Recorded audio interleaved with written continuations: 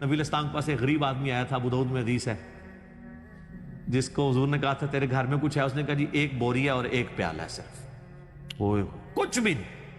وہ پیالہ آپ علیہ السلام نے پھر کہا کون ہے جو خریدے؟ تو ایک نے کہا 1 درہم میں خریدتا ہوں، اور فرمایا اس سے زیادہ؟ دوسرے نے کہا میں 2 درہم میں خریدتا ہوں۔ نبی علیہ السلام نے وہ 2 درہم میں بیچا اس کا پیالہ، 1 درہم سے کہا یہ گھر میں کھانا ڈلواؤ، اور 1 سے آپ علیہ السلام نے کہا کہ کلہاڑا خرید کے لاؤ۔ اس کا وہ جو اگلا حصہ لوہے کا ہوتا ہے وہ خرید کے لایا، نبی علیہ السلام نے اپنے مبارک ہاتھوں سے اس میں دستہ ڈالا۔ کیا خوش نصیبی ہے۔